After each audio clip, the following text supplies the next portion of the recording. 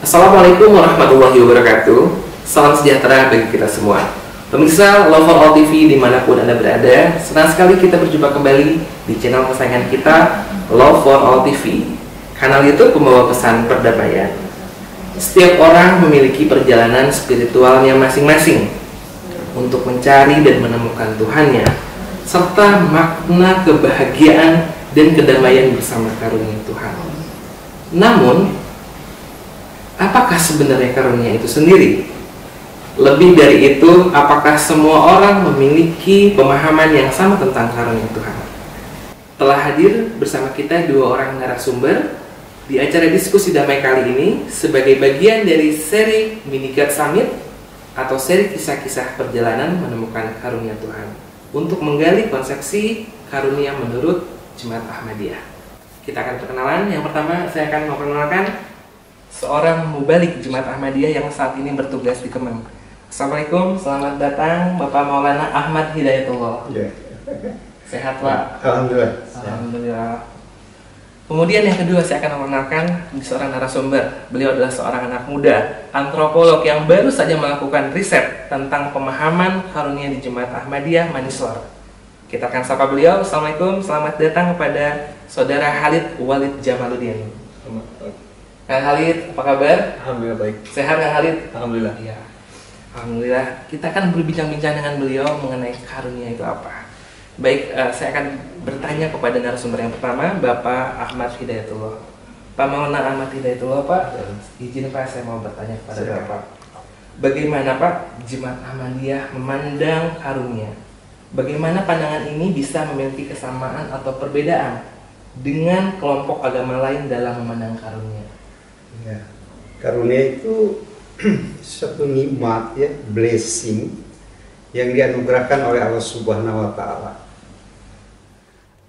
Allah Subhanahu wa taala sendiri adalah satu zat yang tanpa batas. Jadi kurnianya pun pasti tidak ada sempadan, nggak ada batasannya. Jadi setiap orang, saya quote kata-kata dari Hazrat Khalifatul Masih Ar-Rabi rahimahullah alaih, bahwa setiap orang itu harus selalu menuju kepada kesempurnaan. Dan itu impossible. Karena yang memiliki kesempurnaan itu hanya satu zat, yaitu Allah Subhanahu wa taala. Tapi itulah, kita harus selalu never give up, selalu try and try and try sehingga mencapai apa yang harus kita capai, yaitu kurnia yang terbesar, bertemunya kita dengan Allah Subhanahu wa taala. Ya, itu. Baik Pak. Kemudian apa saja sih Pak bentuk-bentuk karunia yang dapat diperoleh seseorang? Bagaimana cerita mungkin dari anggota Jemaat Ahmadiyah ya Pak tentang mendukung berbagai macam karunia yang dapat diperoleh seseorang? Kemudian apakah karunia semua orang itu bisa sama atau berbeda-beda? Dan apakah kita bisa menghitung balasan tanda kutip kebaikan dari Allah Ta'ala Pak? Itu sesuatu yang impossible, sesuatu yang tidak mungkin. Kita menghitung kurnia, menghitung nikmat yang Tuhan berikan kepada kita. Tuhan itu akan memberikan kepada kita sesuatu yang sesuai dengan apa yang kita siapkan. Ya, jadi usaha itu tidak akan pernah, hasil itu tidak pernah mengkhianati usaha. Itu. Jadi ini yang harus kita pahami, bahwa bagaimana kita menyiapkan wadah, menyiapkan tempat yang kurnia Tuhan itu bisa. Bahwa kurnia itu sangat-sangat banyak, tapi ada wadah yang bisa kita itu kan, yaitu katakan ember ya, wadah itu. Dan itu yang Tuhan berikan kepada kita. Dan kita harus mensyukurinya. Karena kebahagiaan itu sesuatu yang sangat simple. Life is love, ya. Bahwa hidup itu adalah cinta. Dan untuk mencapai suatu kenikmatan, kurnia, kebahagiaan itu hanya satu kuncinya, mensyukuri yang Tuhan sudah berikan. Masya Allah. Ya, apa yang Tuhan berikan, syukuri. Di sana akan terbuka kurnia-kurnia yang lain. Itu yang kita lihat di dalam sejarah kehidupan seseorang.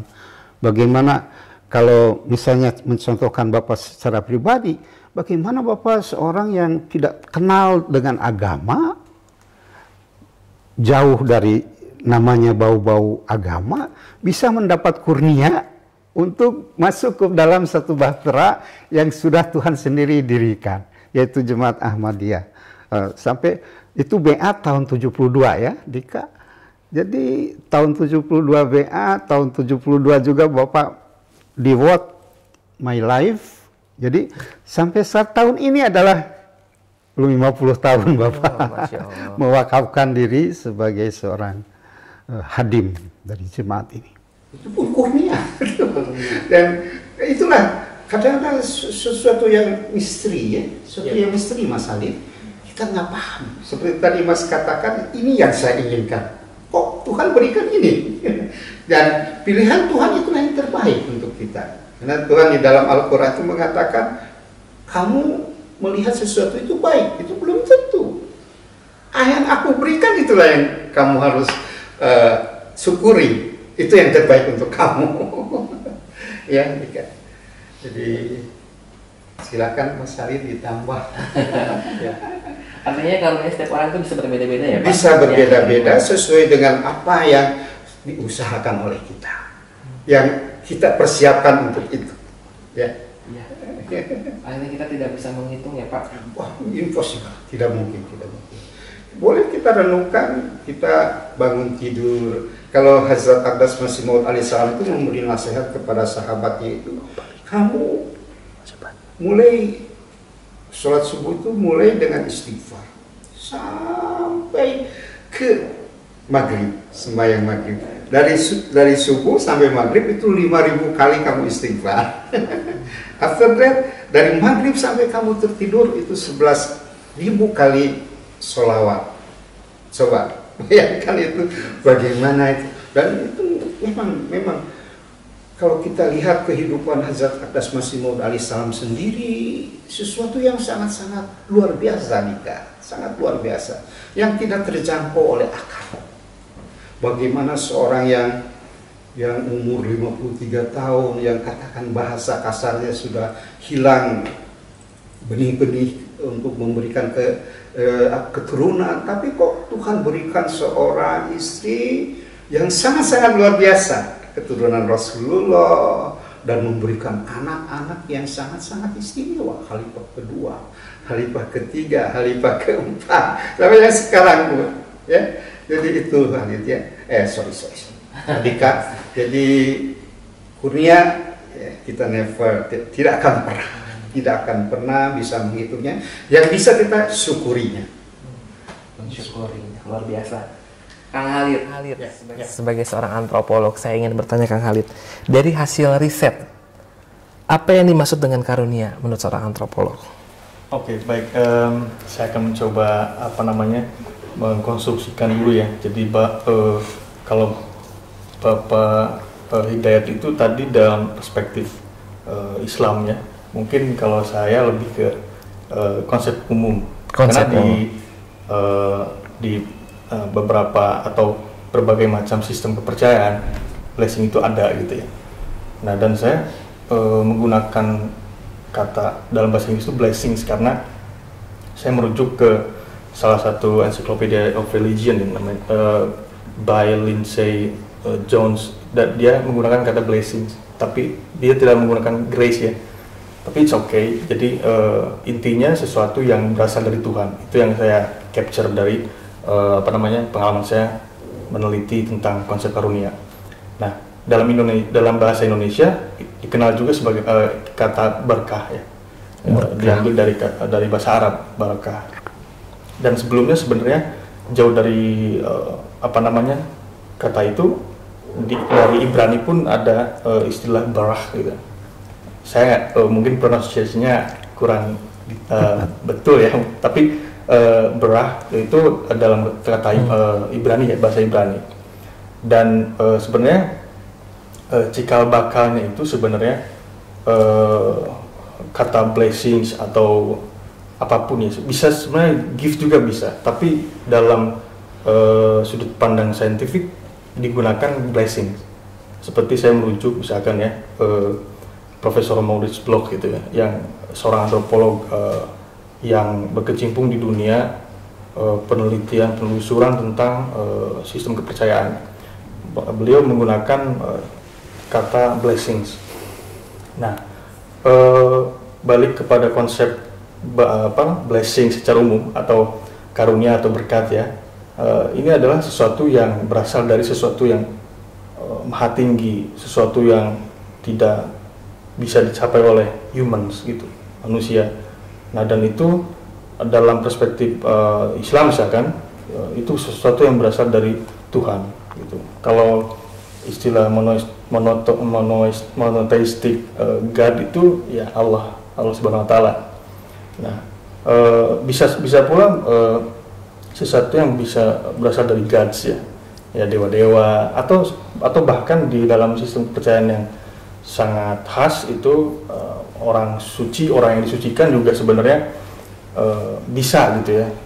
Misalkan di dalam sistem kepercayaan di Hindu, misalkan di Buddha gitu, ada suatu objek gitu ya yang dimintakan berkat, sesuatu yang dermawan sebenarnya itu. Tuhan itu kan sesuatu yang dermawan gitu, dalam sudut pandang itu. Nah, ini sesuatu yang universal sebenarnya. Nah, dalam sudut pandang manusia, humans, berkah ini sesuatu yang sifatnya pribadi sebenarnya, private, jadi khas gitu ya. Setiap orang pasti berbeda. Nah, itu yang saya capture. Nah, kemudian yang lain itu yang saya capture dari penelusuran saya, studi saya tentang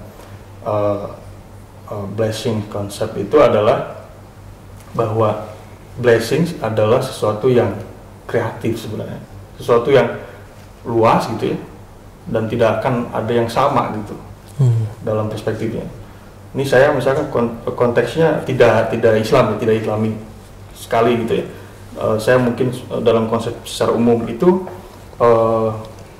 berkenaan dengan transcendental power gitu ya, sesuatu yang tidak bisa dihitung. Tadi Pak Hidayat mengatakan sesuatu yang tidak bisa dihitung gitu. Yeah. Memang blessing itu memang intangible ya, kalau kita lihat intangible. Nah, tapi dalam usaha saya untuk mengartikulasikan ke dalam sesuatu yang konkret, itu yang usaha saya gitu. Bagaimana caranya konsep blessing ini atau konsep karunia bisa dijelaskan secara nalar manusia ya, bisa dimengerti gitu ya. Biasanya kita hanya mengucapkan saja secara verbal, tanpa mengetahui itu apa definisinya, maknanya apa gitu ya. Mungkin itu dari saya. Baik. Bagaimana sih, mengapa seseorang bisa menyatakan bahwa dirinya diberikan karunia oleh Tuhan? Untuk melanjutkan tadi konsep blessing ini sebenarnya ruhnya adalah belief gitu ya, kepercayaan. Jadi tidak mungkin sebenarnya, mustahil gitu kalau tanpa unsur-unsur keagamaan. Nah, jadi kalau kita bedah gitu ya, penelusuran konsep blessing itu ada 3 hal sebenarnya. Yang pertama unsur-unsur atau elemen verbal gitu ya.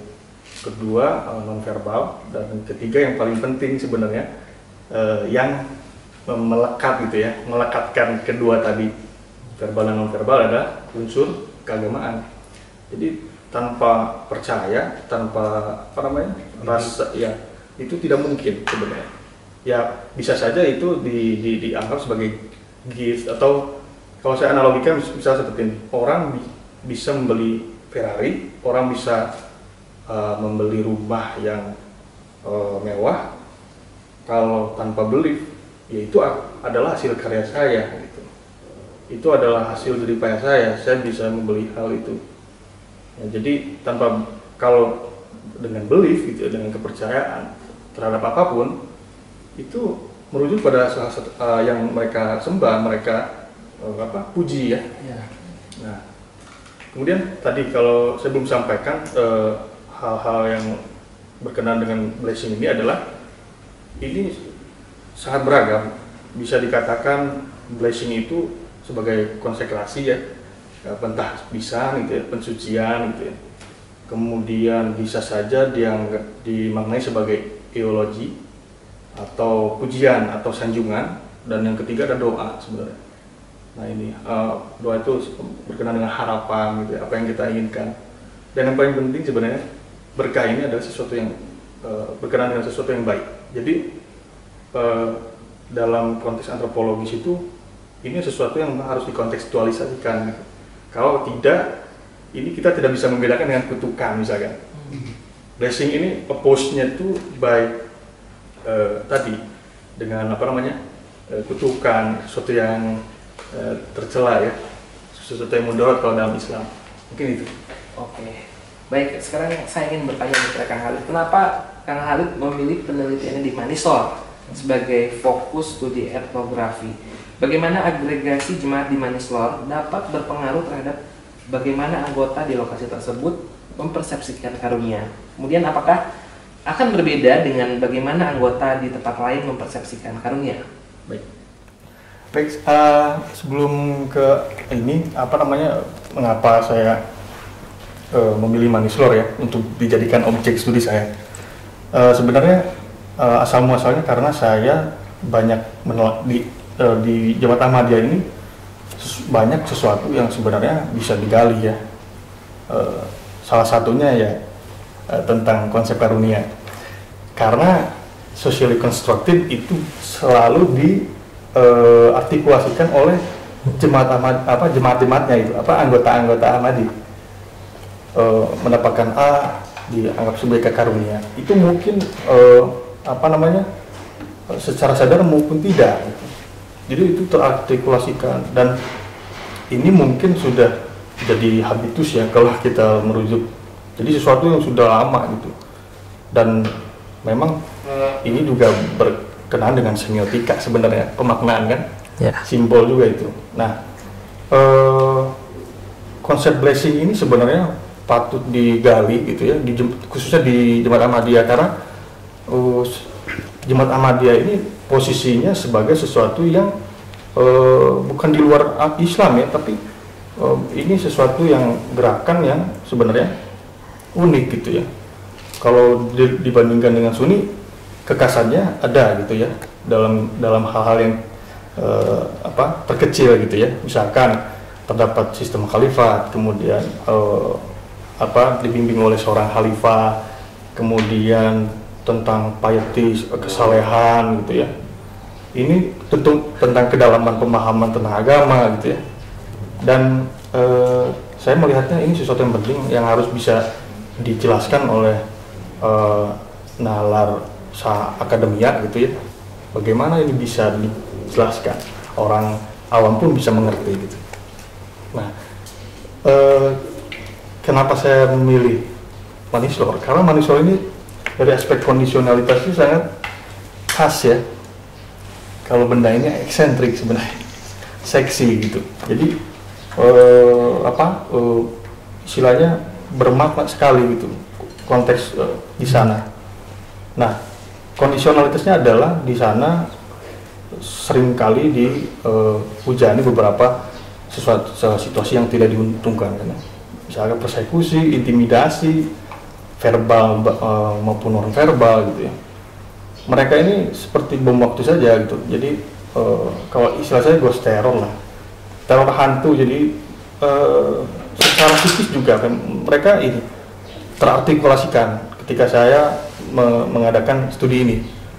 Bagaimana mereka itu merasakan itu ada traumatik, tetapi mereka mencoba untuk keluar dari situ, surrender gitu ya, bahasa Inggrisnya dia berserah diri, sabar. Nah, ya ini adalah implementasi dari nilai-nilai Islam itu sebenarnya. Ketika mendapatkan sesuatu yang buruk, sebenarnya malah memberikan kekuatan dalam diri, bukan memperlemah gitu. Yang saya lihat di lapangan seperti itu. Mengapa hal itu bisa terjadi, Mas Khalid? Ketika mereka banyak mendapatkan persekusi, tapi mereka justru menambah keimanan dan semakin yakin yang kebenaran Tuhan. Ya ini adalah fenomena individu dan kolektif gitu ya. Bagaimana mereka ini teguh terhadap fundamennya keimanan ya, keyakinan gitu ya. Dan tadi saya bilang ini adalah akarnya dari keyakinan blessing itu. Jadi dengan kondisionalitas yang khas, ini sesuatu yang baik untuk ditelusuri ketika mereka dapat gunjingan gitu, daripada misalnya individu atau komunitas yang biasa-biasa saja. Itu mungkin tidak ada sesuatu yang esentrik di situ. Tapi di Ahmadiyah Manisor ini sangat masif sekali gitu ya. Bahkan kata saya gini, ya bom waktu, mungkin sewaktu-waktu bisa aja terjadi sesuatu yang seperti di tahun 2010. Nah, ini bukan 12 tahun waktu atau masa di mana Ahmadiyah Manisor itu dapat gunjingan persekusi. Jauh sebelum itu, di tahun 1954 ketika Manisor itu menerima kabar kedatangan seorang ratu adil ya, menurut sudut pandang orang-orang tua di sana. Bagaimana mereka itu sangat paham betul, karena memang Manisor ini sebenarnya sebelum adanya Ahmadiyah di sana, meskipun Islam, tapi kan implementasinya bukan Islam dalam kehidupan sehari-hari. Yang saya kuantifikasi itu bahwa kehidupan sebelum ada jemaat Ahmadiyah, mereka mengimplementasikan sesuatu yang keluar dari tradisi Islam, misalkan kebatinan ya, banyak santet di mana-mana. Orang kalau misalkan dendam ya santet gitu ya ke dukun gitu. Nah, di tahun 1954 itu dimulailah adanya pergeseran tradisi. Jadi secara sosial pun meskipun itu didahului dengan keyakinan kan, masuknya konteks agama, tapi itu menyeret konteks sosial dan kultural sebenarnya. Yang melakukan sesuatu yang buruk kembali menjadi seseorang yang melakukan sesuatu yang baik gitu, yang sesuai dengan Islam. Ya di sini ini kenyataan real di lapangan bahwa tadi ya kita lihat bahwa temuan saya itu adalah mereka ini masuk Ahmadiyah ini sesuatu yang greatness atau yang gak bisa ditakar gitu. Nah itu yang saya garis bawahi. Jadi initial blessing itu saya sematkan di situ bahwa ini karunia pertama gitu.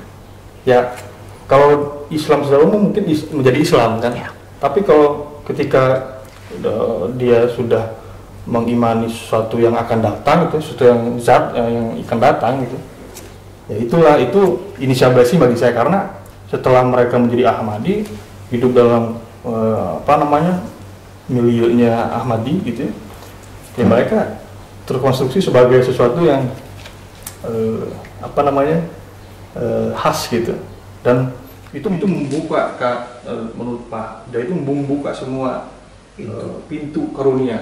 Jadi setelah masuk, mereka ini menganggap itu sebagai pintu terbuka mendapatkan karunia dalam bentuk apapun. Ya entah itu misalkan dalam kacamata ekonomi yang dulunya misalkan terbatas ya, secara pemenuhan kebutuhan, sekarang misalkan bisa mencukupinya, atau dalam bidang usaha yang dulunya hanya karyawan sekarang bisa punya toko sendiri misalkan gitu ya, dan macam-macam sih bentuknya. Kemudian juga secara sosial mereka juga membuka pintu berkah itu dalam sosialisasi gitu. Jadi ini sebenarnya bisa diartikulasikan ke dalam aspek non teologis sebenarnya. Gitu. Pak, saya mau bertanya kembali kepada Bapak ya Pak, di dalam memaknai karunia dalam kehidupan sehari-hari ya Pak. Bagaimana pandangan Jemaat Ahmadiyah Indonesia terhadap kepercayaan akan karunia yang diperoleh dari selain Tuhan? Saya ulangi ya Pak, bagaimana pandangan Jemaat Ahmadiyah terhadap kepercayaan akan karunia yang diperoleh dari selain Tuhan? Bisa dikasih contoh? Bisa. Kurnia bagaimana apa yang diberikan oleh selain dari Allah Subhanahu Wa Taala? Mungkin ada seperti di orang lain bilangnya hoki atau apa gitu ya Pak? Iya. Kalau yang namanya kebetulan ya, itu sebenarnya tidak ada. Karena the best maker, the greatest planner, itu Allah Subhanahu wa Ta'ala gitu. Bahwa kebetulan saya ke sana sehingga saya dapatkan ini. Itu tidak ada sebenarnya. Ada yang mengatur seperti tadi beliau mengatakan, saya ini planningnya ke sini kok dapatnya ini gitu. Ya. Itu bukan kebetulan. Memang itu pilihan, the choice dari Tuhan gitu. Pilihan dari Tuhan untuk Mas Halid. Ini yang terbest, ini yang terbaik untuk kamu. Oke, kemudian Mas Halid, saya mau tanya juga bagaimana pemaknaan anggota JI Manislor mengenai karunia yang mempengaruhi kehidupan mereka sehari-hari. Ya. Tadi saya sudah memberikan contoh secara singkat dalam hal ekonomi misalkan ya. Selain itu bisa dalam konteks sosial misalnya. Ya. Ada salah satu interlokutor saya, teman bicara saya, beliau adalah seorang perempuan Ahmadi. Beliau punya anak yang menjadi mubalik ya, menjadi misionaris di Ahmadiyah. Kemudian beliau ini menganggap itu juga sebagai sesuatu yang tidak tidak disangka-sangka. Nah itu blessing ini sebenarnya dalam konsep secara umum itu sesuatu yang tidak disangka-sangka gitu akan datang gitu. Dan kita manusia itu hanya bisa mengharapkan itu, berdoa. Nah misalkan tadi konteksnya secara sosial, selain beliau ini yang saya wawancarai dan saya ikut juga berpartisipasi dalam kehidupan hari-harinya, dalam konteks sosial beliau hidup di jemaat, menjadi pengurus, bisa mendapatkan kemampuan dalam pengobatan yang dalam jemaat Ahmadiyah ini selalu diangkat, yakni pengobatan homeopatik. Kemudian beliau sangat terampil di situ. Akhirnya beliau ini merasakan sesuatu yang luar biasa dari skill tadi, memiliki keterampilan itu. Karena dia berada di dalam jemaat itu, yang dia rasakan seperti itu. Kemudian akhirnya dia bisa memberikan obat yang sesuai dengan apa yang diminta oleh baik itu adalah masyarakat dari Ahmadiyah Manislor maupun yang orang yang bukan Ahmadi gitu ya. Beliau sangat luas gitu menceritakan itu. Dan saya lihat di dalam keluarga pun itu sangat luas sekali gitu. Ini kan terjadi di keluarga. Yeah. Beliau punya anak soleh, pintar gitu ya. Itu sebenarnya sesuatu yang disyukuri oleh beliau. Kemudian beliau punya sesuatu yang baik dalam diri, bisa diimplementasikan ke masyarakat, itu juga sesuatu yang kurnia. Betul, kurnia. Jadi kalau saya istilahnya exploding ya. Jadi karunia itu sebenarnya bisa disebarkan gitu, kebaikan kan, karena kebaikan apapun sebenarnya bentuknya. Tadi contohnya. Kemudian ada yang secara kesehatan ini dalam dunia aspek kesehatan itu ada orang yang ini nggak mungkin sembuh dalam waktu yang cepat gitu ya. Akhirnya beliau mendapatkan kesembuhan itu ketika dalam kondisi beliau ini seorang ansor ya, seorang bapak di kaum bapak di Ahmadiyah itu menceritakan bahwa ketika beliau dalam konteks mengabdi dalam penerimaan tamu di jemaat di Ahmadiyah Manislor, kemudian mendapatkan suatu kondisi yang terpuruk, sakit gitu ya, tidak disangka-sangka, kemudian berdoa bagaimana caranya agar saya bisa stay di situ. Nah akhirnya tanpa disangka-sangka, ini konteksnya sakit. Ketika itu teman bicara saya konteksnya sakit kencing ya, sakit buang air kecil gitu. Kemudian ini dalam satu malam itu beliau langsung tanpa dioperasi atau apa. Jadi ketika itu batu kemih ya. Tiba-tiba keluar sendiri gitu, dan akhirnya beliau bisa kembali melakukan kegiatan pengabdian itu di dalam kegiatan jemaat. Itu juga dirasakan oleh beliau ini sebagai sesuatu yang baik gitu. Iya. Nah Pak, terakhir Pak, ini sebagai closing statement ya. bagaimana di dalam pandangan Jemaat Ahmadiyah Pak terkait konsep karunia dibandingkan dengan konsep karunia dari agama lain ya Pak, dan bagaimana agar kita bisa mendapatkan karunia Pak sebagai anggota Pak? Ya, jadi tadi yang itu oleh beliau itu bahwa kita membuka satu pintu itu akan membuka pintu-pintu yang lain ya. Jadi istilahnya usahakan selalu tangan kita ini terbuka, maka tangan Tuhan pun akan terbuka juga. Jadi memancing kurnia itu ya untuk bisa dicintai, belajar how to love, belajar mencintai. Pasti kita akan dicintai. Untuk dihormati, belajar untuk menghormati. Itu yang konsep sebenarnya yang diajarkan oleh Rasulullah SAW. Bahwa step kita misalnya salam saja. Bahwa orang yang harus kasih salam itu orang yang naik kuda kepada yang orang yang berjalan. Kan? Orang yang berjalan kepada yang duduk. Itu kan konsep bagaimana bahwa orang yang mendapat kurnia yang tinggi itu harus dia mengitukan tangannya. Tadi air kan, air itu tidak mungkin dari atas ke bawah, ya itu dari atas ke bawah ya, tidak mungkin dari bawah ke atas. Ya. Jadi itu, jadi kurnia dengan yang lain itu kembali kepada beliau tadi Pak Mas Halid bahwa ada opposite dari blessing itu, dari kurnia itu adalah kutukan, adalah laknat. Sekarang kita orang yang sudah mendapatkan nikmat itu, mendapatkan kurnia itu yang harus disebarkan supaya kita akan terus maju. Baik, luar biasa. Dan Kang Ali terakhir memberikan closing statement mengenai posisi riset dalam mendalami konsepsi karunia, limitasi riset jika ada, dan menekankan kembali apa yang dimaksud oleh karunia dari hasil studi etnografi. Baik, sebenarnya begini, posisi riset saya sebenarnya hanya ya tidak sempurna gitu ya, tapi hanya mencoba mengartikulasikan ke dalam dunia sosial kultural gitu. Di samping kebermaknaan teologis gitu ya. Nah ini yang saya usahakan begitu ya. Yang terpenting adalah khususnya bagi masyarakat Ahmadi itu mengerti karunia itu apa gitu. Kemudian bagi ini seluruh umat ya, seluruh manusia yang memiliki atau percaya terhadap sistem kepercayaan tertentu gitu ya, sama sebenarnya ruhnya. Nah di Jemaat Ahmadiyah ini sebenarnya sangat erat sekali gitu. Karunia itu ada di mana-mana. Saya bilang ada di mana-mana, omnipresent ya, bahasa Inggrisnya.